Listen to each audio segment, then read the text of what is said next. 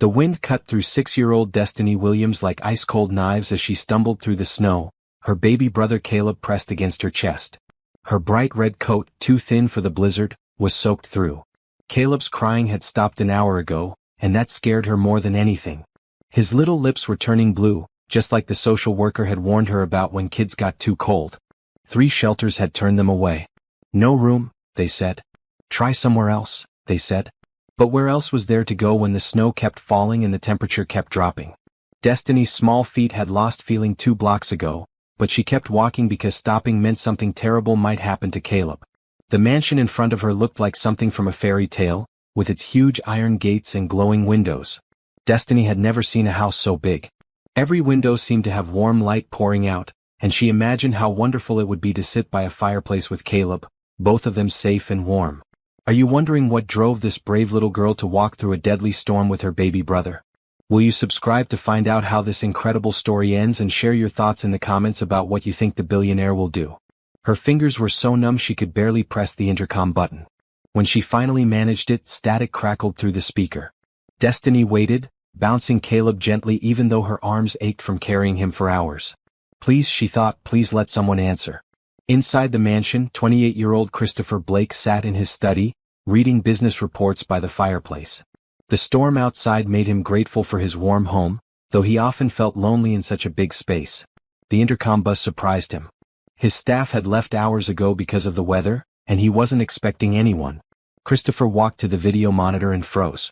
On the screen, he saw a small figure in a red coat, holding what looked like a bundle of blankets. Snow covered everything, making it hard to see clearly, but something about the scene made his heart race. He grabbed his blue coat and ran to the front door, not bothering with shoes. The moment he opened it, the wind nearly knocked him backward, but what he saw made him forget about the cold entirely.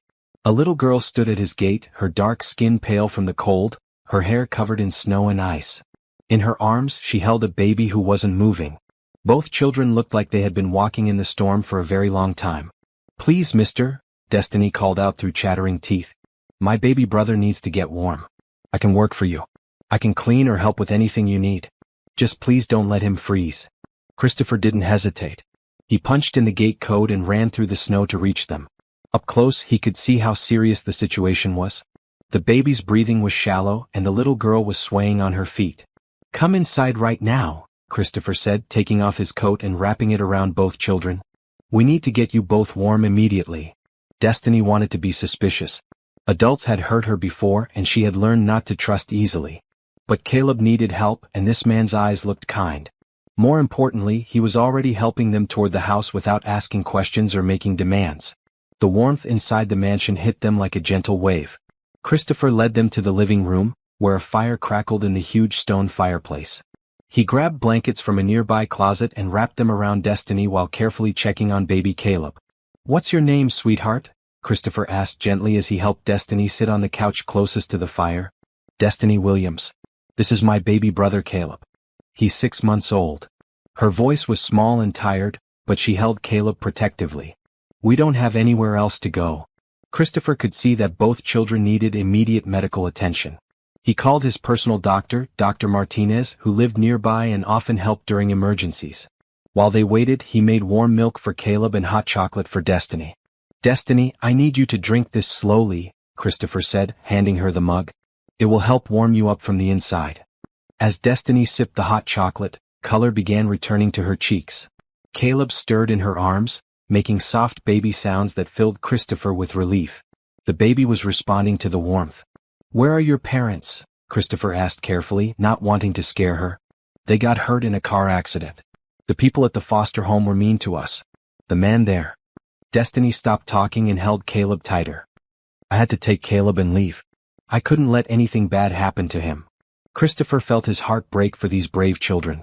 A 6-year-old girl had walked through a blizzard to protect her baby brother. He had never met anyone so young with such courage and love. Dr. Martinez arrived within 30 minutes, despite the storm. She was a kind Hispanic woman with gentle hands who immediately began checking both children. After a thorough examination, she smiled at Christopher. They're going to be fine. The baby shows early signs of hypothermia, but we caught it in time.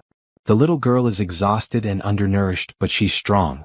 A few days of warmth, good food, and rest will help them recover completely. As Dr. Martinez prepared medicine for Caleb, Christopher made a decision that would change all their lives. These children needed safety and love, and he had both to give. Whatever it took, he would make sure Destiny and Caleb never had to face such danger again. The next morning brought sunshine and the sound of snow melting off the roof. Destiny woke up slowly, confused by the soft bed and warm blankets around her. For a moment she couldn't remember where she was. Then she heard Caleb making happy baby sounds and everything came back to her. Christopher sat in a chair nearby, holding Caleb and giving him a bottle. He wore a green sweater and jeans, looking much more relaxed than he had during the storm. When he saw Destiny was awake, he smiled. "Good morning, brave girl." Caleb slept through the night and ate a full breakfast. "How are you feeling?" Destiny sat up carefully, still not sure if this was real or a dream.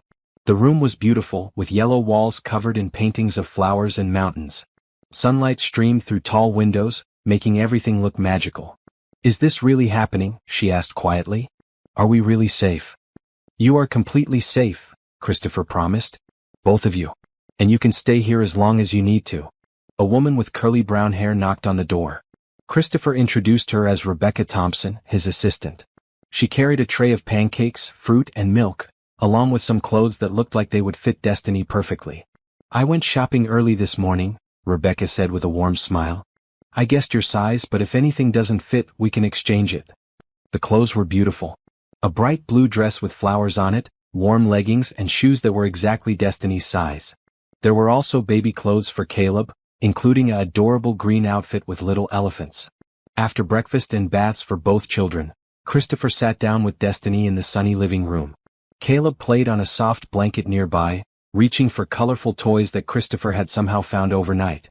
"Destiny, I need to ask you some questions, but I want you to know that whatever you tell me, you and Caleb will stay safe. Can you tell me more about what happened to your parents?" Destiny took a deep breath. She had kept this story inside for weeks, too scared to tell anyone.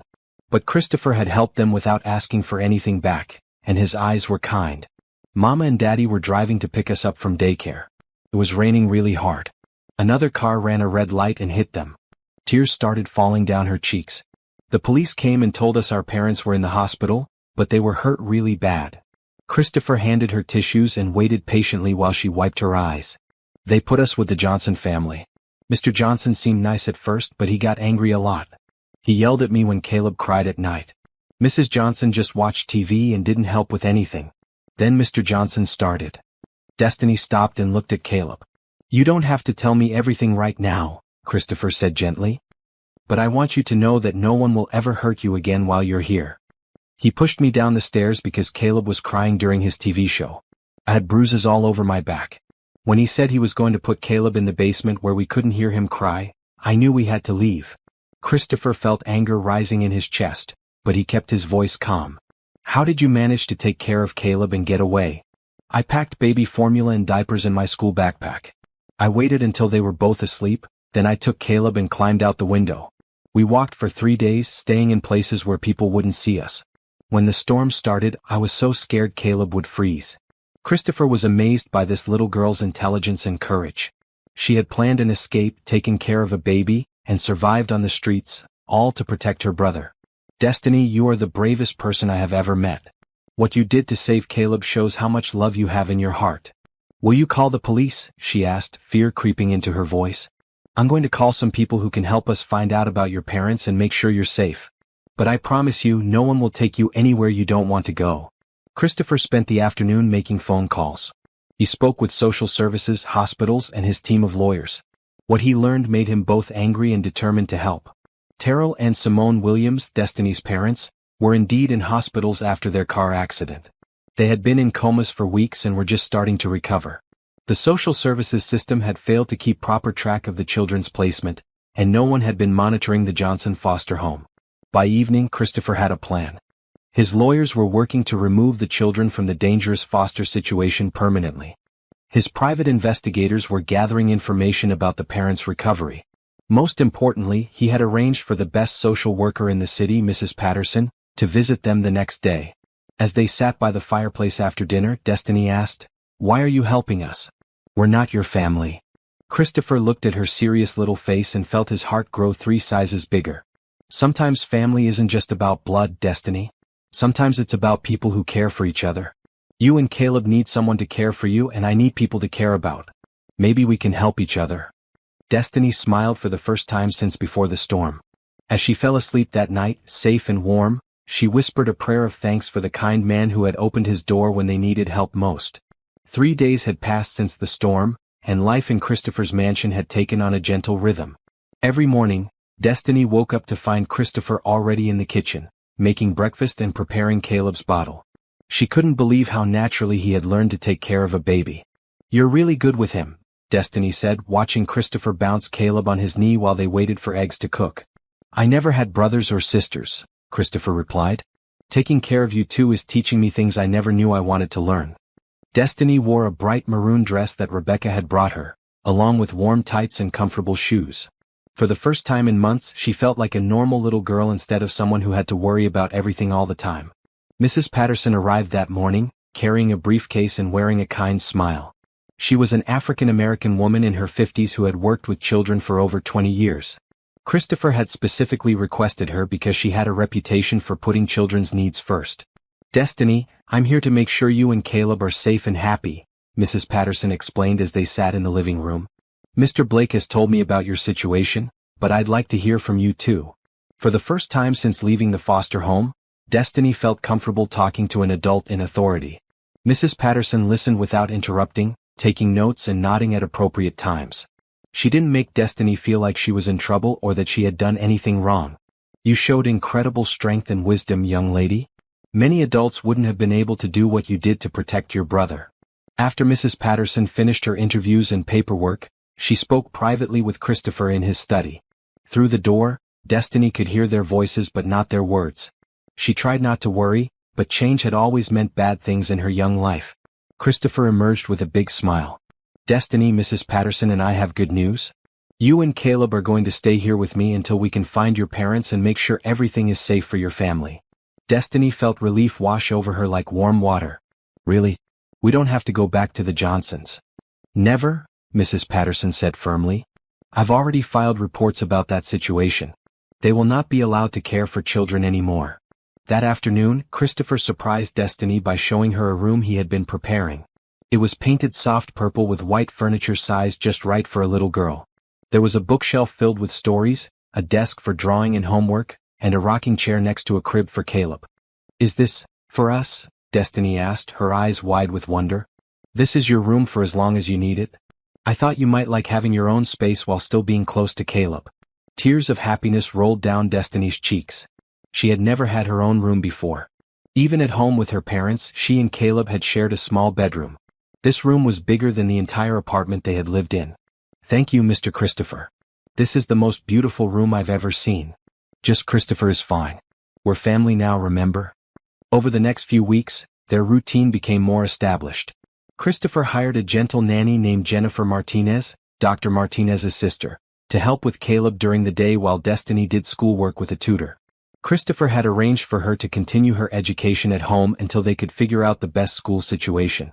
Destiny discovered that Christopher was nothing like the rich people she had seen on television. He cooked breakfast every morning, helped with Caleb's baths, and read bedtime stories every night. He never made her feel like a burden or like she owed him anything. One evening, as they sat by the fireplace with hot chocolate, Destiny asked, "Christopher, were you lonely before we came here?" Christopher considered the question carefully. He had learned that Destiny deserved honest answers, even to difficult questions. "Yes, I was lonely. This house felt too big for just one person. I worked all the time because I didn't have anyone to come home to. Now I look forward to coming home because I know you and Caleb will be here." "I was lonely too," Destiny admitted. "Even when Mama and Daddy were here, I worried about them all the time. They worked so much and money was always a problem. I had to grow up too fast." Christopher nodded understandingly. "Well, now you can just be 6 years old. You don't have to worry about taking care of everyone anymore. That's my job now." For the first time in her life, Destiny felt what it was like to be truly protected. She could play with toys, watch cartoons, and giggle at silly jokes without worrying about who would take care of Caleb or where they would sleep or what they would eat. As winter slowly turned to spring, the investigators Christopher had hired began finding important information. Destiny's parents were recovering faster than doctors had expected. They had been asking about their children every day since waking up, desperate to know where Destiny and Caleb were. The day Mrs. Patterson brought news about their parents, Destiny experienced a mix of emotions she had never felt before.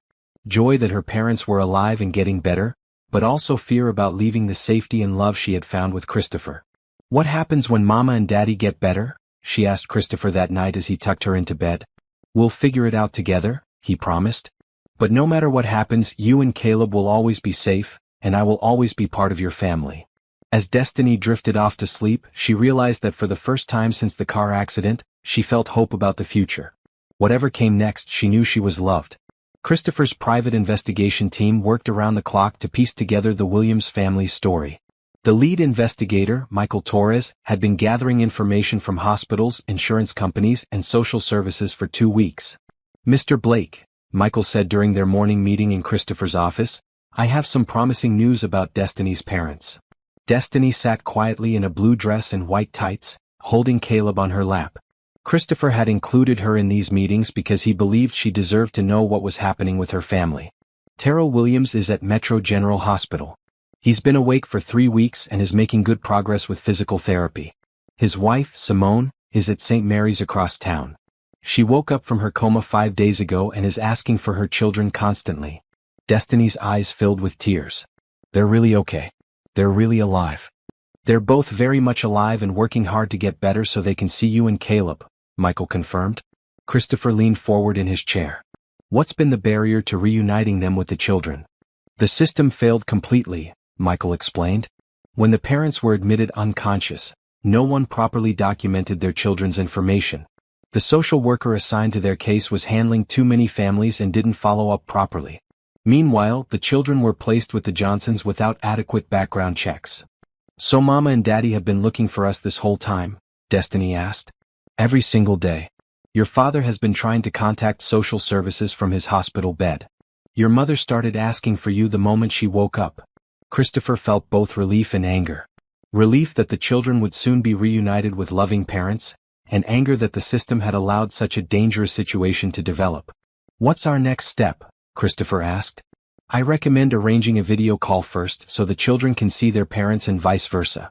Then we can plan a hospital visit once Dr. Martinez confirms both children are emotionally ready." That afternoon, Christopher set up his laptop in the living room. Destiny wore her favorite red dress for the occasion, and Caleb was dressed in a green outfit with little cars on it. Jennifer helped by holding Caleb so Destiny could see the screen clearly. When Terrell Williams' face appeared on the video call, Destiny gasped. Her daddy looked thinner and had some bandages, but his eyes were the same loving eyes she remembered. "Daddy?" she whispered, reaching toward the screen. "Baby girl," Terrell said, tears streaming down his face. "Oh my precious baby girl. And look how big Caleb has gotten." For several minutes they just looked at each other and cried happy tears. Christopher watched from nearby, his own eyes watery as he witnessed this beautiful reunion. "Destiny baby, Daddy is so proud of you. The people here told me how brave you were, how you took care of your brother and kept him safe. I was so scared, Daddy. I thought you and Mama were never coming back. We never stopped trying to get back to you, sweetheart. Never, not for 1 second." Christopher stepped into view of the camera. "Mr. Williams, I'm Christopher Blake. Destiny and Caleb have been staying with me." Terrell studied Christopher's face carefully. "Mr. Blake, I don't have words to thank you for what you've done for my children. They look healthy and happy. They're incredible kids." Destiny's courage and love for her brother amazed everyone who met them. The next day they had a similar video call with Simone Williams. She was still quite weak but became animated the moment she saw her children. "My babies," she cried. "Mama has missed you so much. Caleb, look how you've grown. And Destiny, you look like such a big girl. I took care of him, Mama. I made sure he ate and stayed warm and clean. You did such a good job, sweetheart. You're the best big sister in the whole world." After both video calls, Christopher could see the change in Destiny. She walked taller, smiled more often, and seemed lighter somehow. Knowing her parents were alive and loved her had lifted a weight from her small shoulders. "Christopher," she said that evening as they played with Caleb on the living room floor, "I'm excited to see Mama and Daddy, but I'm also scared." "What are you scared about? What if they're different now? What if they don't remember how to be our parents after being sick for so long?" Christopher picked up Caleb and sat cross-legged next to Destiny. "You know what I think? I think your parents' love for you never changed, not even when they were unconscious. Love doesn't disappear when people get hurt. Do you think they'll be mad that I took Caleb away from the foster home? Destiny, your parents are going to be proud of you for protecting your brother. You did exactly what they would have wanted you to do. Will you believe the incredible twist that's about to happen in this heartwarming story? Make sure to subscribe so you don't miss how this family's journey continues, and let us know in the comments what you think will happen when Destiny finally sees her parents again. As they prepared for the hospital visits, Christopher realized that these children had become such an important part of his life that saying goodbye to them would be one of the hardest things he had ever done. But their happiness mattered more than his own feelings, and seeing them reunited with loving parents would be worth any pain he might feel. The real search wasn't just about finding Destiny's parents anymore. It was about finding a way for all of them to stay connected as the family they had become. The weeks that followed the video calls were filled with preparation and growing excitement.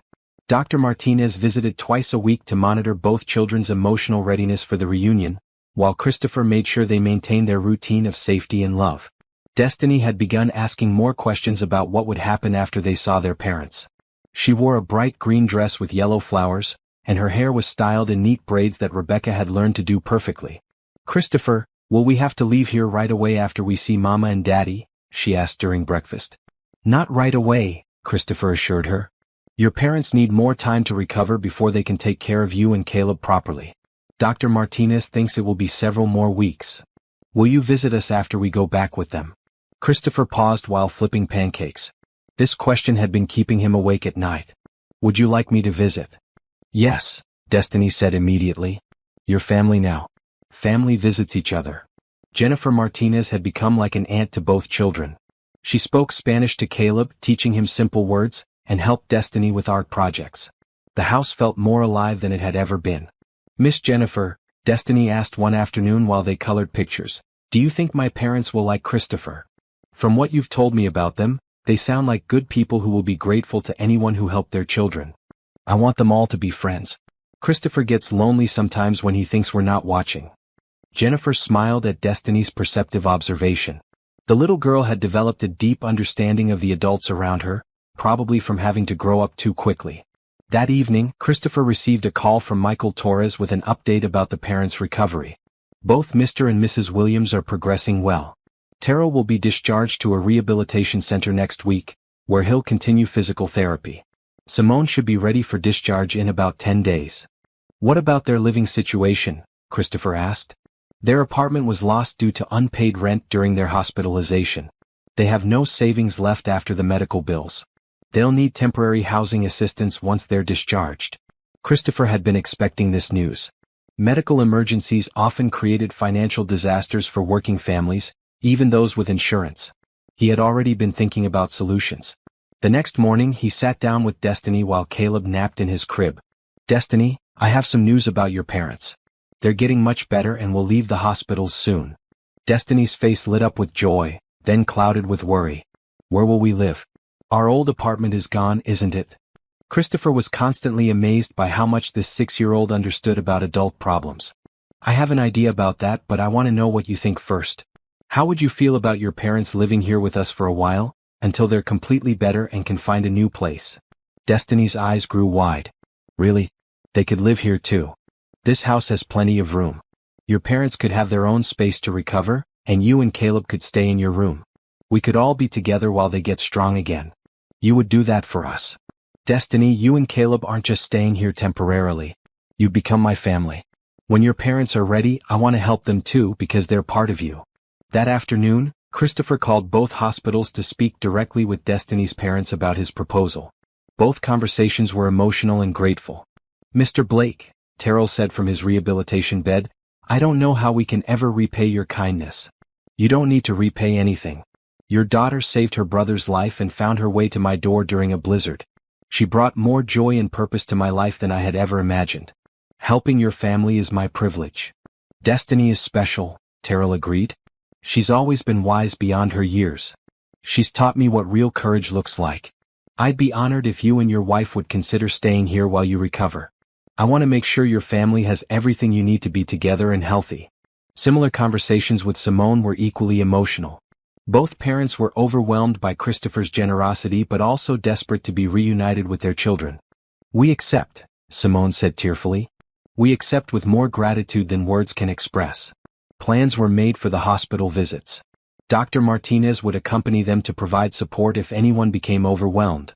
Rebecca had arranged for a medical transport van to accommodate Terrell's wheelchair and any equipment he might need.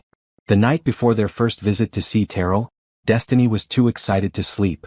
Christopher found her sitting in the rocking chair in her room, holding one of Caleb's stuffed animals. Are you nervous about tomorrow? He asked, sitting on the edge of her bed. Yes, but happy nervous. Like when you're about to open a really good present. That's exactly what it's like. You're giving your parents the present of seeing their children safe and healthy. Christopher, will things change a lot when Mama and Daddy come here? Some things will change. You'll have your parents back, which is wonderful. But the important things won't change. You'll still be safe, still be loved, still be part of our family. Promise? I promise. As Christopher tucked Destiny into bed, he realized that tomorrow would begin a new chapter for all of them. The little girl who had knocked on his door during a blizzard had transformed not just her own life, but his as well. The morning of their first hospital visit dawned bright and clear. Destiny had been awake since sunrise, changing clothes 3 times before settling on her favorite blue dress with white trim. She wanted to look perfect for her daddy. Caleb seemed to sense the excitement in the house. He babbled more than usual and kept reaching toward the door, as if he knew something special was going to happen. Are you ready, sweetheart? Christopher asked as they loaded into the specially equipped van Rebecca had arranged. I think so, Destiny replied, though her hands were shaking slightly as she buckled her seatbelt. Jennifer sat next to her, offering comfort and support. Dr. Martinez had provided detailed instructions about keeping the visit positive and not overwhelming for anyone involved. Metro General Hospital was a large, intimidating building, but Christopher held Destiny's hand as they walked through the halls. She carried a picture she had drawn for her father, showing their family, including Christopher, standing in front of the mansion under a rainbow. When they reached Terrell's room, Destiny stopped in the doorway. Her father sat in a wheelchair by the window, wearing a blue hospital gown and looking much thinner than she remembered. But when he saw her, his whole face transformed with joy. Destiny, he whispered. She ran to him and carefully climbed onto his lap, being mindful of his injuries as Christopher had taught her. For several minutes they just held each other and cried happy tears. Daddy, I missed you so much. I was so scared you were never coming back. Baby girl, I never stopped fighting to get back to you. Even when I couldn't move or talk, I was thinking about you and Caleb every single day. Terrell looked over Destiny's head to Christopher. And you must be the angel who saved my children. Your daughter is the angel, Mr. Williams? She walked through a blizzard to keep her brother safe. Call me Terrell, please. Any man who cares for my children is family to me. They spent 2 hours visiting. Destiny showed her father the picture she had drawn and told him about her room, her toys, and all the books Christopher read to her every night. Terrell listened to every word with complete attention, as if nothing in the world was more important than hearing about her daily life. Daddy, Christopher is teaching me to play chess. And Miss Jennifer is teaching me Spanish words. And we have movie nights with popcorn. That sounds wonderful, baby girl. I'm so glad you're happy and safe.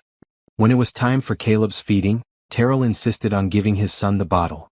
His hands shook slightly, but his face glowed with pride as Caleb drank and looked up at him with bright, curious eyes. He's gotten so big, Terrell marveled. Look at those strong little hands. The visit to Simone the next day was equally emotional. She was in a regular hospital room, no longer in intensive care, wearing a bright pink robe that Rebecca had brought her. My precious babies, she cried when she saw them. Come here and let Mama hold you. Destiny was more cautious with her mother, who still looked fragile and tired. But Simone's arms felt familiar and safe, just like Destiny remembered. Mama, are you going to be okay? I'm going to be completely fine, sweetheart. The doctors say I just need more time to get strong again. Simone looked at Christopher with tears in her eyes. Mr. Blake, I will spend the rest of my life trying to figure out how to thank you properly. Please call me Christopher. And you don't need to thank me. Destiny and Caleb have given me more than I've given them. What do you mean? Christopher looked at the little family, all wearing bright, happy colors, all safe and together. Before they came to my house, I worked all the time and never really lived. They taught me what it means to have a family. Over the following weeks, the visits became more frequent and longer. Both parents grew stronger, and the children became more comfortable during each visit. Plans were finalized for Terrell and Simone to move into Christopher's house as soon as they were discharged. Christopher had prepared a suite of rooms on the first floor of his mansion, complete with wheelchair accessibility for Terrell and everything the family would need for privacy and comfort. "I can't believe this is really happening," Destiny told Christopher one evening as they prepared Caleb for bed. "What do you mean? I thought families could only get broken, not fixed. But our family is getting put back together, and it's even bigger now because you're part of it." Christopher felt his heart swell with love for this wise little girl who had changed his entire world. The day before Terrell's discharge from the hospital, he asked to speak privately with Christopher. "I need you to know something," Terrell said seriously. "When Destiny grows up and people ask her who the most important person in her childhood was, she's going to tell them about you. Terrell, you and Simone are her parents. You're the most important people." "We're her parents, yes. But you're the person who saved her life and showed her what unconditional kindness looks like. That's a gift that will shape who she becomes forever." Christopher realized that this family had given him something equally valuable. They had shown him what it meant to love without conditions, to open his heart completely, and to find purpose beyond his own success. Tomorrow they would all be under the same roof, beginning a new chapter of their story together. The mansion buzzed with excitement as everyone prepared for Terrell and Simone's homecoming. Christopher had spent days making sure every detail was perfect, from installing handrails in the hallways for Terrell's mobility to stocking the kitchen with all of Simone's favorite foods that Destiny had remembered. "Is everything ready, Miss Rebecca?" Destiny asked for the 10th time that morning. She wore a bright red dress with white polka dots, her hair decorated with matching ribbons that Jennifer had helped her choose. "Everything is perfect, sweetheart," Rebecca assured her while arranging fresh flowers in the living room. "Your parents are going to be so happy to be home. This is their home now too, right? Not just staying here." Christopher overheard the conversation and knelt down to Destiny's level. "This is your family's home for as long as you want it to be. Your parents, you and Caleb belong here." Jennifer had prepared a welcome home banner in both English and Spanish, decorated with handprints from Destiny and Caleb. The kitchen smelled amazing from the special dinner she was cooking, featuring all the comfort foods that would help the recovering parents feel loved and nourished. Dr. Martinez arrived early to conduct final health checks on both children and to provide medical support during the emotional reunion. She had become not just their doctor, but a trusted family friend who understood their unique situation. "How are you feeling about today, Destiny?" Dr. Martinez asked as she checked Caleb's development milestones. "Excited and nervous and happy all at the same time. Is that normal?" "That's completely normal for such a big day. You're about to have your whole family together in one place for the first time in months." The first car to arrive brought Simone from the hospital. Christopher had arranged for a comfortable sedan with extra cushions to make the ride as easy as possible for her recovery. When she stepped out of the car, wearing a beautiful green dress that Rebecca had brought to the hospital, Destiny ran straight into her arms. "Mama, you're really here. You're really home." "I'm home, baby girl. Mama is finally home." Simone looked around at the beautiful mansion grounds, taking in the manicured gardens, the fountain, and the sense of peace that surrounded everything. "Christopher, this place feels like a fairy tale." "It felt empty before your children filled it with life," Christopher replied honestly. 20 minutes later, the medical transport van arrived with Terrell. He was still using a wheelchair but looked much stronger than he had during their hospital visits. His face lit up when he saw his family waiting on the front steps. "There's my boy," he called out when he spotted Caleb in Simone's arms. "And my brave girl." The reunion on the front lawn was filled with tears, laughter, and gentle embraces. Neighbors walking by stopped to smile at the obvious joy radiating from the group. Christopher gave the family time alone while he and his staff finished preparing lunch. He watched through the kitchen window as Terrell held both his children, Simone sitting close beside him, all of them talking and laughing together. "Mr. Blake," Jennifer said quietly, "you've done something beautiful here." They did the beautiful thing. They trusted a stranger and let me become part of their family. Lunch was served in the sunny dining room, with Caleb in a high chair between his parents and Destiny chattering excitedly about everything she wanted to show them. The conversation flowed easily, as if they had all been living together for years instead of meeting for the first time. "Daddy, wait until you see my room. And Christopher has so many books. And we have movie night every Friday with popcorn and hot chocolate." "It sounds like you've been having wonderful adventures," Simone said, reaching over to smooth Destiny's hair. "The best adventure was being safe," Destiny replied seriously. "I wasn't scared anymore after Christopher helped us." After lunch, Christopher gave the family a complete tour of their new living space. The first floor suite included a master bedroom, a sitting area, a private bathroom with accessibility features, and a small kitchenette for privacy and independence. "Christopher, this is too much," Terrell said, looking around at the beautiful rooms. "We can't possibly accept all this." "You're not accepting charity, Terrell. You're accepting family. Destiny and Caleb are my family now, which makes you and Simone my family too. But the expense, the trouble? Do you know what my life was like before that snowy night when Destiny knocked on my door?" Christopher asked. "I worked 16 hours a day, ate dinner alone every night, and went to bed in a house that felt more like a museum than a home." He gestured toward the living room, where Destiny was showing Caleb how to stack colorful blocks while chattering to him in both English and the Spanish words Jennifer had taught her. "Look at what your children have given me. They've given me purpose, joy, and love. They've made this house into a home. Anything I do for your family is a small repayment for what they've done for me." Simone wiped tears from her eyes. "We raised good children. You raised incredible children. Destiny's courage and love saved not just Caleb's life, but mine too." That evening they had their first family dinner together. The dining room felt perfectly full with everyone gathered around the table, sharing stories and making plans for the future. "Christopher," Destiny announced during dessert, "now that we're all together, we need to have new family rules." "What kind of rules?" Christopher asked, amused. "Everyone has to say one good thing that happened during the day before we go to sleep. And we all have to help with something even if it's small. And we have to hug at least twice a day." "Those sound like excellent rules," Terrell agreed. "What do you think, Simone?" "I think our daughter is the wisest person at this table." As they prepared for bed that night, Destiny realized that for the first time since the car accident, her whole family was safe under one roof. Not just safe, but loved, cared for, and hopeful about the future. The reunion planning had been about more than just bringing people together. It had been about creating a new kind of family, one built on choice and love rather than just blood relations. 3 weeks had passed since Terrell and Simone moved into the mansion, and the family had settled into a beautiful routine. Every morning began with breakfast together in the sunny kitchen, with Caleb in his high chair babbling happily while everyone planned their day. Christopher had converted part of his home office into a family planning center, where they could coordinate medical appointments, therapy sessions, and the children's activities.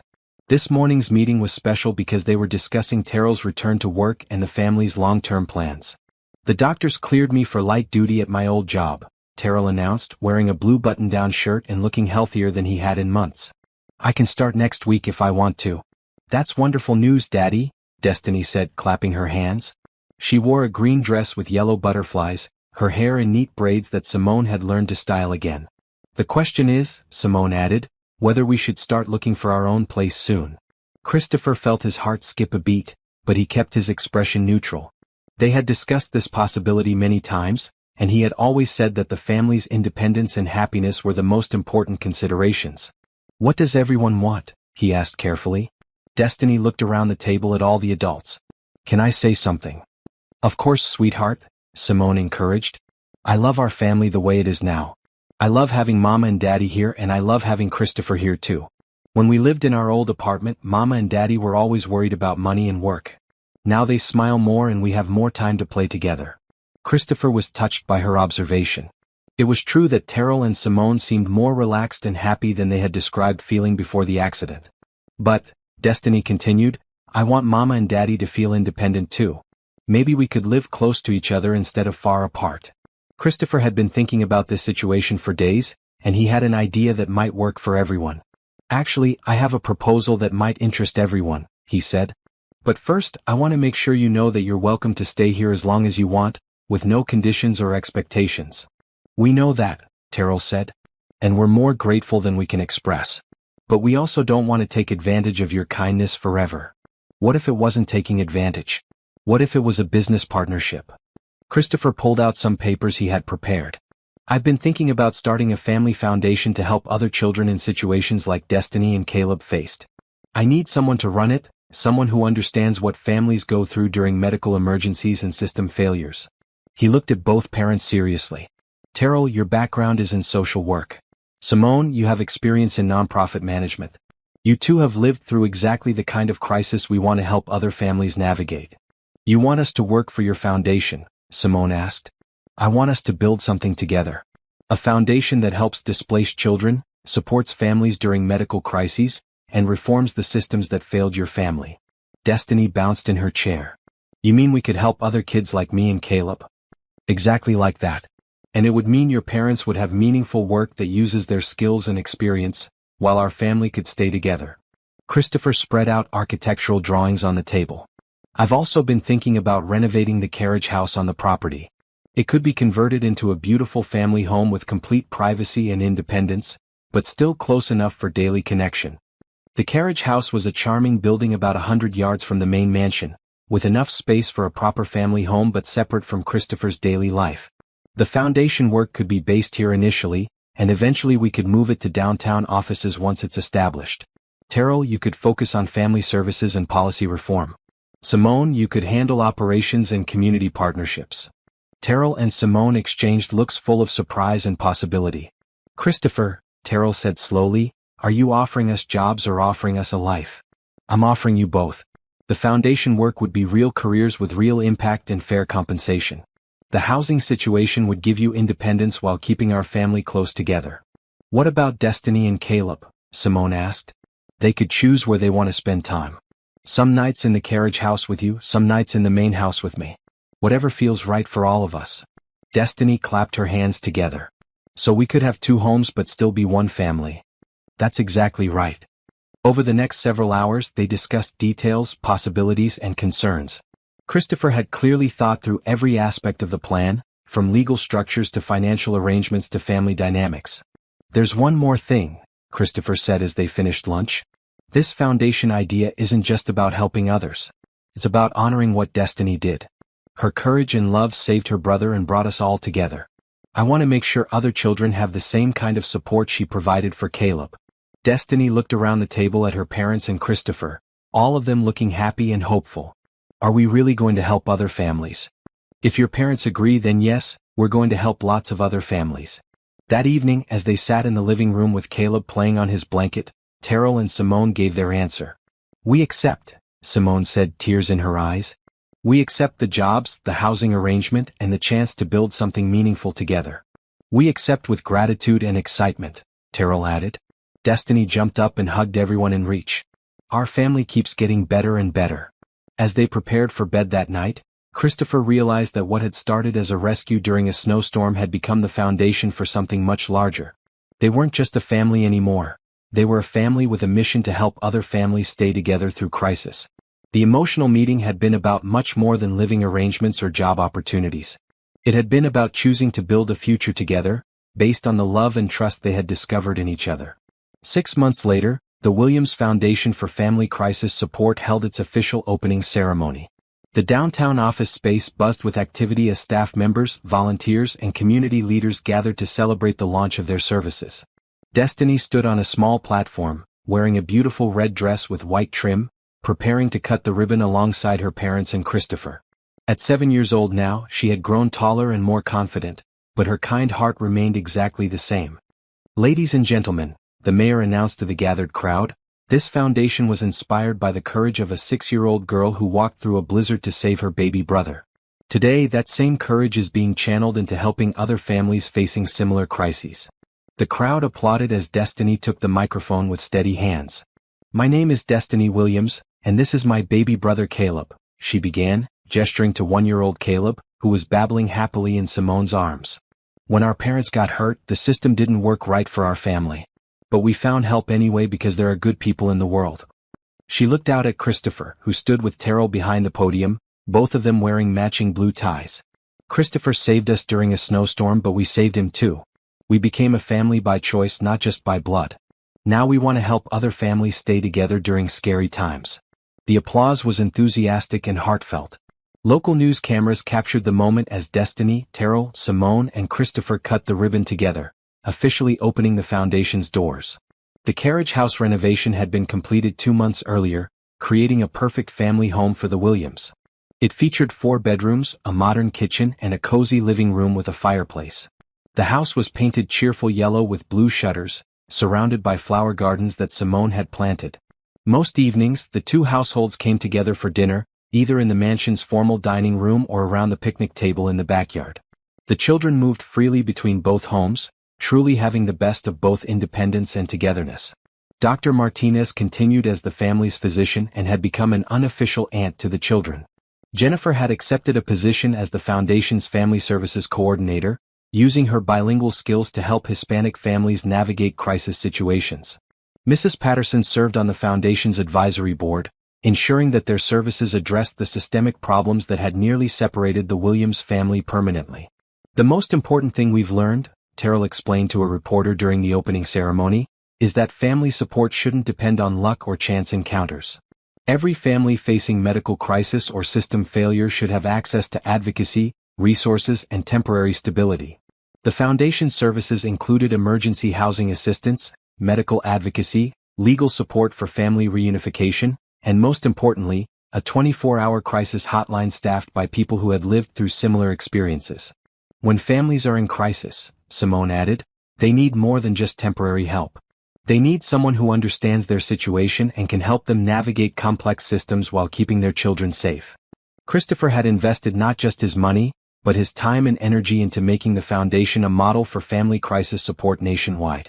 Several other cities had already expressed interest in replicating their approach. The best part of this work, Christopher told the gathered crowd, is that it grew from love, not from guilt or obligation. The Williams family didn't just accept my help, they welcomed me into their lives and taught me what it means to truly care for others. As the ceremony continued, Destiny and Caleb played in the Foundation's children's area, which was designed to provide comfort and distraction for kids whose families were in crisis.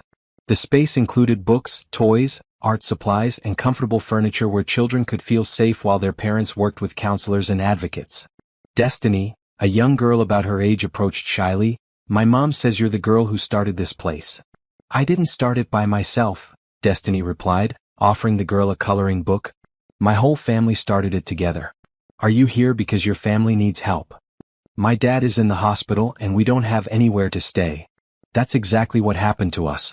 Don't worry, the people here are really good at helping families. What's your name? Isabella Garcia. Hi Isabella, I'm Destiny. Do you want to color with me while your mom talks to the counselors? As Destiny helped Isabella choose crayons, Christopher watched from across the room and marveled at how naturally she had developed into a helper and comforter for other children in crisis. That evening, both families gathered in the mansion's living room to celebrate the Foundation's successful launch. Caleb crawled between the adults, babbling his newest words and bringing smiles to everyone's faces. I have an announcement, Christopher said as they shared cake and ice cream. The Foundation's board of directors voted today to make this work permanent. We've received enough initial funding to guarantee services for at least 5 years. Really? Destiny asked, jumping up excitedly. Really? And there's something else. 3 other cities want to start their own Williams Foundation branches. Terrell and Simone looked at each other with amazement. What had started as their personal crisis had become a model for helping families across the country. Christopher, Simone said softly, when you opened your door that snowy night, did you have any idea this would happen? I had no idea about any of this, Christopher admitted. I just knew that a little girl and her baby brother needed help, and I had help to give. And now look what we've built together, Terrell added, gesturing around the room full of family, friends, and colleagues who had all become part of their extended community. As they prepared for bed that night, Destiny asked Christopher the question she had been thinking about all day. Do you think we'll be able to help lots of families stay together? I think we're going to help more families than we can even imagine right now, Christopher replied, tucking her into her bed in the carriage house. Good. Because every kid should have what we have. What do we have? Love, safety, and people who choose to be family even when they don't have to be. The new beginning wasn't just about the Foundation or their living arrangements. It was about the ripple effects of kindness, courage, and love spreading outward to touch more lives than any of them had ever expected. 1 year later, the Williams Foundation had helped reunite 43 families and was preparing to open its second location in Chicago. The success had brought national attention, with Christopher and the Williams family appearing on television shows and speaking at conferences about family crisis support. But the most important changes were happening in their daily lives. Christopher sat in his home office, reviewing Foundation reports, when 7-year-old Destiny burst through the door wearing a bright blue dress with white flowers. Uncle Chris, guess what happened at school today? She called out, using the name that had evolved naturally over the months. Tell me everything, Christopher said, putting down his papers and giving her his full attention. Mrs. Rodriguez asked us to write about our heroes, and I wrote about you and Mama and Daddy. But then Tommy said I was making it up because families can't have 2 dads. Christopher's heart tightened. What did you tell Tommy? I told him that families come in all different shapes, and love is what makes them real, not just blood. Then I told him about how you saved me and Caleb during the snowstorm, and how Mama and Daddy got better, and how we all decided to be family together. How did Tommy respond to that? He said it sounded like the best kind of family ever. Then he asked if you could adopt him too because his dad left last year. Christopher smiled at the innocence of children and the wisdom they often displayed. What did you tell him about that? I told him that we help lots of families through the foundation, so maybe we could help his mom too. Was that okay? That was perfect, sweetheart. You're learning to think like a true advocate. The foundation work had indeed become a family affair. Terrell managed family services and had developed a national reputation for his innovative approaches to family reunification. Simone handled operations and had been invited to consult with government agencies about improving social services systems. Even Caleb, now walking and starting to talk, had become the foundation's unofficial mascot. His bright smile and cheerful babbling had comforted dozens of children whose families were in crisis. That evening brought the biggest surprise yet. Christopher had called a family meeting in the living room of the main house, where everyone gathered after dinner.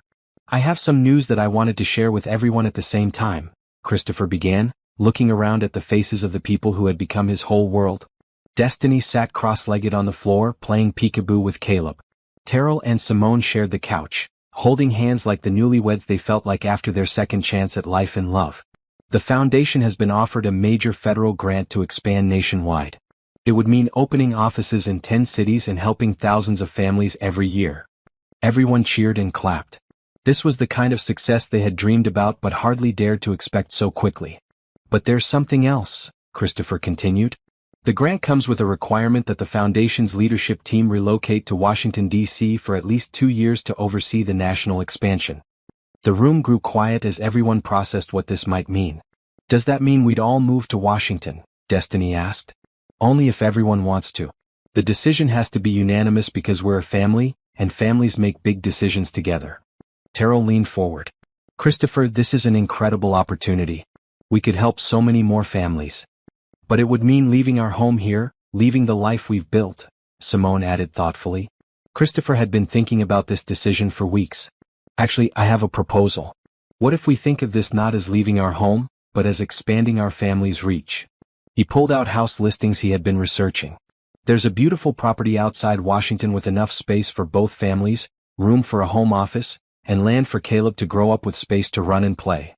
You mean we'd all move together? Destiny asked hopefully. If that's what everyone wants.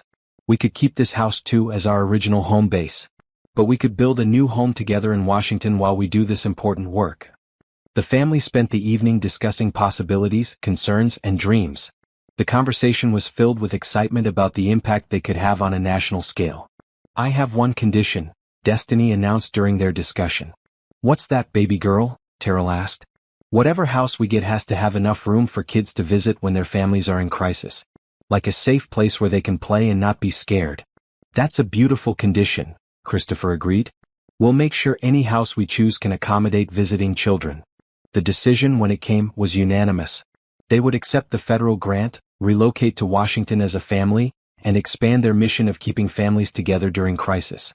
6 months later, they were settled in a large, welcoming home in Virginia, complete with a children's playroom, a home office for foundation work, and separate wings for both the Christopher and the Williams nuclear family units. The national expansion of the Williams Foundation had exceeded everyone's expectations. They had successfully reunited over 200 families and had developed protocols that were being adopted by social services agencies across the country. But the greatest success was measured in smaller moments. Destiny, now 8 years old, had started a pen pal program connecting children who had experienced family crisis. Caleb, at 2 years old, had become a therapy companion for visiting children, his natural friendliness helping to calm their fears. Christopher had found his life's purpose in work that grew directly from the love he felt for his chosen family. Terrell and Simone had built careers that used their personal experience to help others navigate system failures and family separation. On a quiet Sunday evening, as they all sat in their Virginia living room, Destiny made an announcement. I've decided what I want to be when I grow up. What's that? Everyone asked almost in unison. I want to do what we do now but for kids all around the world. I want to make sure no kid ever has to walk through a blizzard to find help for their family. Christopher felt tears spring to his eyes as he realized that the little girl who had knocked on his door during a snowstorm had grown into a young person with the vision and determination to change the world. "You know what, Destiny," he said, pulling her close for a hug, "I think you're going to do exactly that." As bedtime approached and the family prepared to separate into their respective homes within their shared property, Christopher reflected on the journey that had brought them all together. A desperate knock during a blizzard had become a life-changing rescue. A temporary arrangement had become a permanent family. A personal crisis had become a national mission to help other families stay together. "Uncle Chris," Destiny said as she hugged him goodnight, "do you ever wonder what would have happened if I hadn't knocked on your door that night?" "Sometimes," Christopher admitted. "But then I remember that brave, loving people like you always find a way to create the families and communities they need. If it hadn't been my door, it would have been someone else's door, because you never would have given up on protecting Caleb. But I'm glad it was your door. I'm glad it was my door too, sweetheart. It was the best knock I've ever answered." As Christopher tucked Destiny into bed in her new room, surrounded by photos of all the families they had helped stay together, he realized that their story was still being written. Every family they reunited, every child they comforted, every system they improved was another chapter in the story that had started with a little girl's desperate courage during a snowstorm. The forever family they had built together was proof that love, kindness, and hope could overcome any crisis. And their work ensured that other families would have the same opportunity to stay together, to heal together, and to build new definitions of what family could be. The little girl who had begged for shelter had become a young advocate for children everywhere. The billionaire who had opened his door had found his life's purpose. The parents who had nearly lost everything had become leaders in family crisis support. Together they had created not just a family, but a legacy of compassion that would help families for generations to come. Their story was no longer about survival. It was about hope, growth, and the incredible power of choosing to love and care for each other across all boundaries and circumstances. And every night, as they said their gratitude prayers before bed, they thanked the snowstorm that had brought them together and the courage of a 6-year-old girl who had refused to let her family be separated by crisis. The Williams Foundation continued to grow, but the Williams-Blake family remained at its heart. Living proof that the most powerful force in the world is the decision to open your door and your heart to those who need help the most.